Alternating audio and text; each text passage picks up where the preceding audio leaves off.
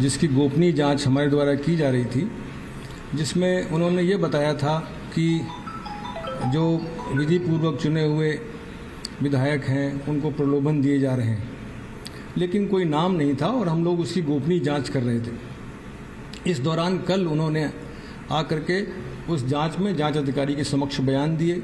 उन्होंने कुछ audio clips दी और उसके आधार पर जो है ये निर्णय लिया गया हमारी जांच अधिकारी की रिपोर्ट के आधार पर कि एफआईआर दर्ज की जाए। सर, इसमें कुछ नाम हैं तथाकथित जो दिए गए उनकी तरफ से कुछ पहचान की गई बयान में? उनके बयान में 3 नाम आए हैं। एक तो है श्री भंवरलाल जी विधायक, संजय जैन और गजेंद्र सिंह। इसके अलावा अन्य लोग भी उसमें हो सकते हैं, वो तो जांच का विषय है। तो ये कितना अंतर रहेगा एसओजी की जांच में और एसीबी की जांच में, क्योंकि अलग तरीका होता है अपना? किस ऑफेंस क्या बनता है, किस तरीके का एसीबी का संबंध? जहाँ भी लोक सेवक को कोई प्रलोभन दिया जाता है या कोई लेन देन लोक सेवक का किसी कार्य के या किसी आशय से दिया जाता है, वहाँ पर हम पीसी एक्ट करने के लिए अधिकृत हैं। और एसीबी जो है पूरे प्रदेश में जो एकमात्र थाना है वो एसीबी में है, और इस तरह की शिकायत आने पर एसीबी पीसी एक्ट में कार्रवाई करती है। ये मामला धारा 7 और 7A के अंतर्गत दर्ज हुआ है, पीसी एक्ट के तहत हुआ है। तो उसमें क्या वॉइस सैंपल आगे की प्रक्रिया करेगी? वॉइस सैंपल लिए जाएंगे एसीबी की तरफ से या कितने लोग नोटिस? तफ्तीश की लंबी प्रक्रिया है, तफ्तीश की प्रक्रिया पूरी अपनाई जाएगी। ये जो ऑडियो क्लिप्स हैं उनकी प्रामाणिकता क्या है, हम इसको एफएसएल में भेजेंगे। इनके साथ कोई छेड़छाड़ हुई है, डॉक्टरिंग है, कोई एडिटिंग है, इस बात का हम पूरा एफएसएल से रिपोर्ट आने के बाद जब उसकी प्रामाणिकता तय हो जाएगी, उसके बाद हम फिर वॉइस टेस्ट कराएंगे। जो भी अलेज्ड लोग होंगे वो कौन लोग हैं उनकी पहचान की जाएगी। ये एक प्रक्रिया है और हम उस तफ्तीश को प्रक्रिया के अनुसार करेंगे। जो स्पष्ट नाम दिए गए हैं, क्या उनको नोटिस दिया जाएगा? उनका पक्ष जानने के लिए एसीबी कोशिश करेगी? जो नाम है, मैंने पहले ही कहा ये जांच का विषय है, पहले निर्धारित किया जाएगा कि जिनके नाम है वो कौन है, उसके बाद उनका वॉइस टेस्ट कराया जाएगा। सर, ये जो पहले 3 निर्दलीय प्राथमिकी की थी, उसके अंदर एफआईआर दर्ज की जाएगी या उसमें प्राथमिक जांच दर्ज है और उसमें प्राथमिक जांच चल रही है। एक सर ये नाम, थैंक यू। एक सर नाम पे ये चक्कर चल रहा है गजेंद्र सिंह का, तो ये गजेंद्र सिंह कौन से हैं? तो ये बड़ी खबर इस वक्त की एसीबी के डीजी की तरफ से बयान जो है वो दिया गया है। इस पूरे मामले को लेकर जांच जो है वो की जा रही है और साथ ही साथ एफआईआर भी दर्ज की गई है। वॉइस सैंपल्स लिए जाएंगे, नहीं लिए जाएंगे, किस दिशा में तमाम चीजें बढ़ेंगी, ये सब कुछ तफ्तीश के बाद ही साफ हो पाएगा।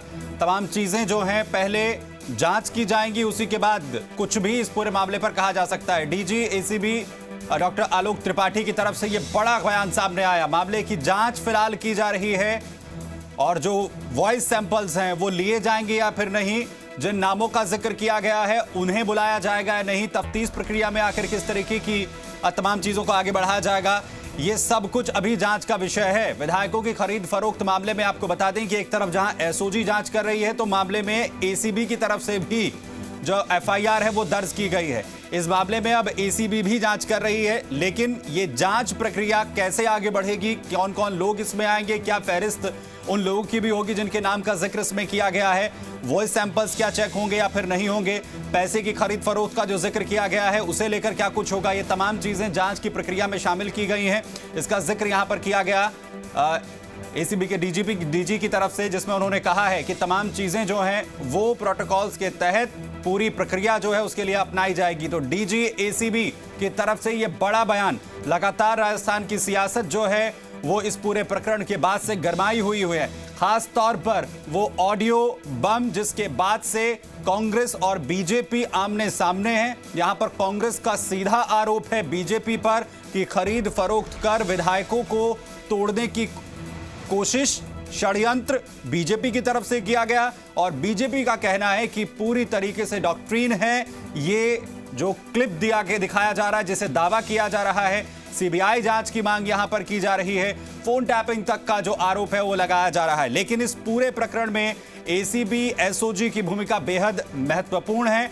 एसओजी जहां मामले की जांच कर रही है तो वहीं एसीबी में भी एफआईआर दर्ज की गई है, क्योंकि अब इस पूरे मामले में खरीद फरोख्त की जो बात सामने आ रही है जिसमें पैसे के लेन देन का जिक्र हुआ है, उसमें अब एसीबी के डीजी का कहना है कि ऑडियो टेप की प्रामाणिकता जो है उसकी जांच की जा रही है। इसके साथ किस तरीके की छेड़छाड़ तो नहीं हुई है, जिन नामों का जिक्र इसमें किया गया है उनसे पूछताछ होगी या नहीं होगी, पहले उसकी प्रामाणिकता क्या है, इस पर जो पूरी जांच है वो की जाएगी और उसी के बाद पूरी प्रक्रिया को आगे बढ़ाया जाएगा।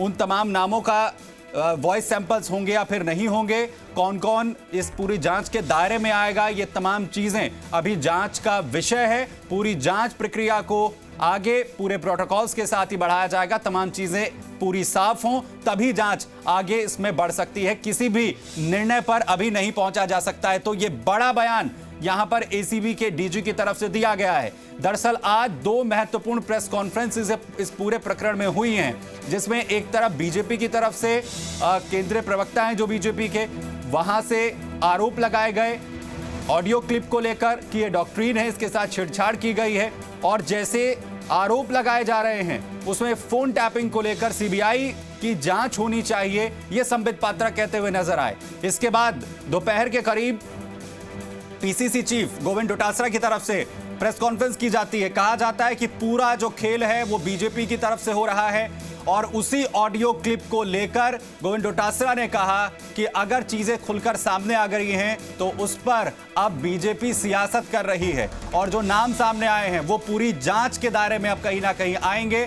वहीं एसओजी कल जांच करने के लिए पहुंची थी, तो किस तरीके